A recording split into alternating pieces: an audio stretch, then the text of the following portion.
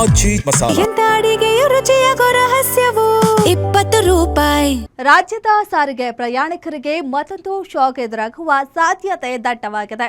ಶೀಘ್ರದಲ್ಲೇ ಸರ್ಕಾರಿ ಸಾರಿಗೆ ಬಸ್ಗಳ ಟಿಕೆಟ್ ದರ ಏರಿಕೆಯಾಗುವ ಸುಳಿವು ಸಿಕ್ಕಿದೆ. ಹೌದು, ಕೆಎಸ್ಆರ್ಟಿಸಿ ಮತ್ತು ಬಿಎಂಟಿಸಿ ಬಸ್ಗಳ ಟಿಕೆಟ್ ರೇಟ್ ಹೈಕ್ ಮಾಡುವ ಬಗ್ಗೆ ಸಾರಿಗೆ ಸಚಿವ ಬೈರತಿ ಸುರೇಶ್ ಗ್ರೀನ್ ಸಿಗ್ನಲ್ ನೀಡಿದ್ದಾರೆ.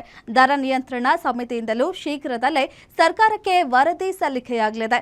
ನಿವೃತ್ತ ಐಎಎಸ್ ಅಧಿಕಾರಿ ಅತುಲ್ ಕುಮಾರ್ ತಿವಾರಿ ಅಧ್ಯಕ್ಷತೆಯ ದರ ನಿಯಂತ್ರಣ ಸಮಿತಿಯು ಪ್ರತಿ ವರ್ಷ ದರ ಹೆಚ್ಚಳಕ್ಕೆ ಶಿಫಾರಸು ಮಾಡುತ್ತಿದೆ.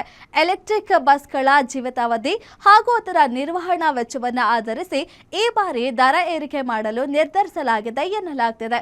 ಕೇವಲ ಎಲೆಕ್ಟ್ರಿಕ್ ಬಸ್ ಮಾತ್ರವಲ್ಲದೆ ದಿನೇ ದಿನೇ ಹೆಚ್ಚುತ್ತಿರುವ ಡೀಸೆಲ್ ಬಳಕೆ ಮತ್ತು ಸಾರಿಗೆ ಸಿಬ್ಬಂದಿಯ ವೇತನದ ವೆಚ್ಚವನ್ನು ಸರಿದೂಗಿಸಲು ಈ ತೀರ್ಮಾನ ಅನಿವಾರ್ಯವಾಗಿದೆ ಎಂದು ಹೇಳಲಾಗುತ್ತದೆ. ಸರ್ಕಾರದ ಅನುದಾನದ ಲೆಕ್ಕಾಚಾರ ಹಾಕಿಯೇ ದರ ಪರಿಷ್ಕರಣೆಗೆ ಸಾರಿಗೆ ಇಲಾಖೆ ಮುಂದಾಗಿದೆ. ಒಟ್ಟಿನಲ್ಲಿ ಶಕ್ತಿ ಯೋಜನೆಯ ನಡುವೆಯೂ ಸಾಮಾನ್ಯ ಪ್ರಯಾಣಿಕರ ಜೇಬಿಗೆ ಸಾರಿಗೆ ಇಲಾಖೆ ಕತ್ತರಿ ಹಾಕಲು ರೆಡಿಯಾಗಿದ್ದು, ಅಧಿಕೃತ ಆದೇಶ ಯಾವಾಗ ಹೊರಬೀಳಲಿದೆ ಎಂಬುದನ್ನು ಕಾದು ನೋಡಬೇಕಿದೆ.